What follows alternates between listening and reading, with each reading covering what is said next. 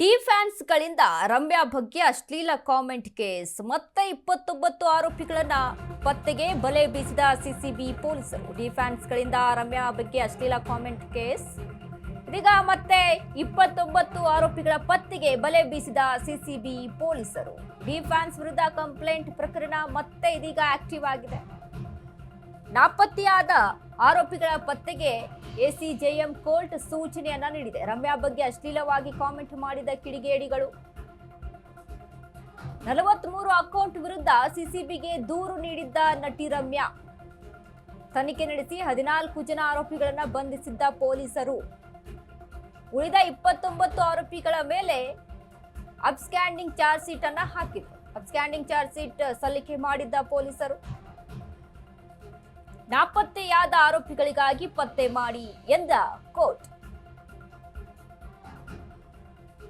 D ಫ್ಯಾನ್ಸ್ಗಳಿಂದ Ramya ಬಗ್ಗೆ ಅಶ್ಲೀಲ comment case ಇದೀಗ ಮತ್ತೆ ಆಕ್ಟಿವ್ ಆಗಿದೆ. 29 ಆರೋಪಿಗಳ ಪತ್ತೆಗೆ ಸಿಸಿಬಿ ಪೊಲೀಸರು ಬಲೆಯನ್ನ ಬೀಸಿದ್ದಾರೆ.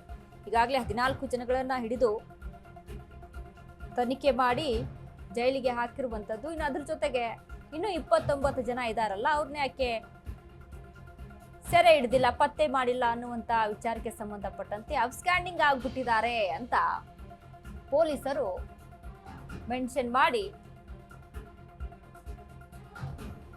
ಬಿಟ್ಟಿದ್ರು. ಇದೀಗ ಅಬ್ಸ್ಕ್ಯಾಂಡಿಂಗ್ ಚಾರ್ಜ್ ಶೀಟ್ ವಿಚಾರಕ್ಕೆ ಸಂಬಂಧಪಟ್ಟಂತೆ ಮತ್ತೆ ಅವ್ರನ್ನ 29 ಜನ ಯಾರಿದಾರಲ್ಲ ಅವ್ರನ್ನ ಪತ್ತೆ ಹಚ್ಚಿ ಅಂತ ಕೋರ್ಟ್ ಸೂಚನೆಯನ್ನ ಕೊಟ್ಟಿದೆ. ಸೋಷಿಯಲ್ ಮೀಡಿಯಾದಲ್ಲಿ ದರ್ಶನ್ ಕೇಸ್, ರೇಣುಕಾಸ್ವಾಮಿ ಕೊಲೆ ಪ್ರಕರಣ ವಿಚಾರಕ್ಕೆ ಸಂಬಂಧಪಟ್ಟಂತೆ ಕೇಸ್ ಸ್ಟಾರ್ಟ್ ಆದಾಗಿನಿಂದನೂ ಸಹಿತ ಈ ರೀತಿಯಾಗಿ ದರ್ಶನ್ ಫ್ಯಾನ್ಸ್ ಬೇರೆಯವರಿಗೆ ಕಾಮೆಂಟ್ಗಳನ್ನು ಹಾಕುವಂಥದ್ದು ಸೋಷಿಯಲ್ ಮೀಡಿಯಾದಲ್ಲಿ ಇದೇ ನಡೀತಾ ಇತ್ತು. ರಮ್ಯಾ ವಿರುದ್ಧ ಸಹಿತ ರಮ್ಯಾನು ಸಹಿತ ಒಂದೆರಡು ಬಾರಿ ದರ್ಶನ್ ಕೇಸ್ ವಿಚಾರಕ್ಕೆ ಸಂಬಂಧಪಟ್ಟಂತೆ ಧ್ವನಿ ಎತ್ತಿರ್ತಾರೆ, ಮಾತನಾಡಿರ್ತಾರೆ. ಹಾಗಾಗಿ ಸೋಷಿಯಲ್ ಮೀಡಿಯಾದಲ್ಲಿ ರಮ್ಯಾಗೆ ಅಶ್ಲೀಲವಾಗಿ ಕಾಮೆಂಟನ್ನು ಹಾಕಿರ್ತಾರೆ ಕಿಡಿಗೇಡಿಗಳು. ಇದನ್ನ ಗಮನಿಸಿ ರಮ್ಯಾ 43 ಅಕೌಂಟ್ಗಳನ್ನು ತೆಗೆದುಕೊಂಡು ಹೋಗಿ ಕಂಪ್ಲೇಂಟನ್ನು ದಾಖಲು ಮಾಡಿರ್ತಾರೆ. ಕಂಪ್ಲೇಂಟ್ ಮೇರೆಗೆ 14 ಜನರನ್ನು ಬಂಧಿಸಿದ್ದಾರೆ ಪೊಲೀಸರು. ಇನ್ನೂ 29 ಜನ ಇದ್ದಾರೆ. ಅವರು ಅಬ್ಸ್ಕ್ಯಾಂಡಿಂಗ್ ಆಗಿಬಿಟ್ಟಿದ್ದಾರೆ. ಅಬ್ಸ್ಕ್ಯಾಂಡಿಂಗ್ ಅಂದರೆ ಎಲ್ಲಿ, ದೇಶ ಬಿಟ್ಟು ಹೋಗಿದ್ದಾರಾ, ಎಲ್ಲಿ ಹೋಗಿರ್ತಾರೆ? ಆ ಕಮೆಂಟ್ ಹಾಕೋರೆಲ್ಲ ಇವರೇ ಪೋಖ್ರಿಗಳಾಗಿರ್ತಾರೆ.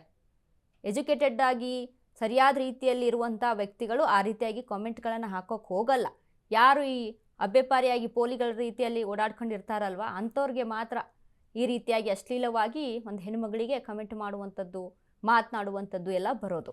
ಸೊ ಹಾಗಾಗಿ ಯಾರ್ಯಾರೆಲ್ಲ ಆ ರೀತಿಯಾಗಿ ಮಾಡಿದಾರಲ್ವ, 43 ಅಕೌಂಟ್ಗಳನ್ನ ತೆಗೆದುಕೊಂಡು ಹೋಗಿ ರಮ್ಯಾ ಕಂಪ್ಲೇಂಟನ್ನು ದಾಖಲು ಮಾಡಿರ್ತಾರೆ. ಆ ಕಂಪ್ಲೇಂಟ್ ಮೇರೆಗೆ 14 ಜನಗಳನ್ನು ಬಂಧಿಸಿದ್ದಾರೆ. ಇನ್ನು ಉಳಿದಂಥ 29 ಜನಗಳನ್ನು ಸಹಿತ ಪತ್ತೆ ಹಚ್ಚಬೇಕು ಅಂತ ಇದೀಗ ಕೋರ್ಟ್ ಆದೇಶವನ್ನು ಕೊಟ್ಟಿದೆ, ಸೂಚನೆಯನ್ನು ಕೊಟ್ಟಿರುವಂಥದ್ದು. ಎಸ್ ನೋಡಿ, ದರ್ಶನ್ ಕೇಸ್ ಆದಂಥ ಸಂದರ್ಭದಲ್ಲಿ ವಿಜಯಲಕ್ಷ್ಮಿಗೂ ಸಹಿತ ಒಂದಿಷ್ಟು ಈ ರೀತಿಯಾಗಿ ಅಶ್ಲೀಲವಾದಂಥ ಕಾಮೆಂಟ್ಸ್ಗಳು ಬಂದಿರುತ್ತೆ. ಬೇರೆ ಫ್ಯಾನ್ಸ್ ಕಮೆಂಟ್ ಹಾಕ್ತಾ ಇದ್ದಾರೆ, ಸುದೀಪ್ ಫ್ಯಾನ್ಸ್ ಕಮೆಂಟ್ ಹಾಕ್ತಾ ಇದ್ದಾರೆ. ಅಂದರೆ ಏನು, ದರ್ಶನ್ ಸುದೀಪ್ ಒಂದು ವಾರ ಏನು ನಡೆಯುತ್ತೆ ಒಂದು ಮೂವಿ ವಿಚಾರಕ್ಕೆ ಸಂಬಂಧಪಟ್ಟಂತೆ, ಅದಾದ ಬಳಿಕ ಹಾಕಿದ್ದಾರೆ ಅನ್ನುವಂಥ ವಿಚಾರದಲ್ಲಿ ವಿಜಯಲಕ್ಷ್ಮಿ ಸಹಿತ ಇದೇ ರೀತಿಯಾಗಿ ಕಂಪ್ಲೇಂಟನ್ನು ದಾಖಲು ಮಾಡಿರ್ತಾರೆ. ಅಂದರೆ ಇನ್ನು ಮುಂದೆ ಯಾರು ಈ ರೀತಿಯಾಗಿ ಸೋಷಿಯಲ್ ಆಗಿ ಒಂದು ಹೆಣ್ಣುಮಗಳಿಗೆ ಯಾರು ಕೂಡ ಮಾತನಾಡಬಾರ್ದು, ಅಶ್ಲೀಲವಾಗಿ ಕಾಮೆಂಟ್ ಹಾಕಬಾರ್ದು. ಅಂಥ ರೀತಿಯಲ್ಲಿ ಅವರಿಗೆ ತಕ್ಕ ಪಾಠ ಆಗಬೇಕು ಕಾನೂನಿನ ಅಡಿಯಲ್ಲಿ. ಯಾವುದೋ ಒಂದು ಫೇಕ್ ಅಕೌಂಟ್ಗಳನ್ನು ಇಟ್ಕೊಂಡು ಬಂದು ಕಮೆಂಟ್ಗಳನ್ನು ಹಾಕೋದು. ಕೆಲವೊಂದಿಷ್ಟು ಜನ ಆ ಡಿ ಪಿಗೆ ಅವ್ರ ಫೋಟೋ ಸಹಿತ ಹಾಕಿರಲ್ಲ, ಗೊತ್ತಾಗ್ಬಿಡುತ್ತೆ ಅಂತ. ಬಟ್ ಇವಾಗಿನ ಟೆಕ್ನಾಲಜಿ ತುಂಬ ಮುಂದುವರೆದಿದೆ. ನೀವು ಎಂಥ ಫೇಕ್ ಅಕೌಂಟ್ ಮಾಡ್ಕೊಂಡ್ರು ಸಹಿತ ಕಂಡು ಹಿಡಿದು ಬಿಡ್ಬೋದು. ಹಾಗಾಗಿ ಪೊಲೀಸರು ಇದೀಗ ಬಲೆ ಬೀಸಿದ್ದಾರೆ. ಸಿಸಿಬಿ ಪೊಲೀಸರು ತನಿಖೆಯನ್ನು ಮಾಡ್ತಾ ಇದ್ದಾರೆ, ಹುಡುಕಾಟವನ್ನು ಸಹಿತ ನಡೆಸಿದ್ದಾರೆ.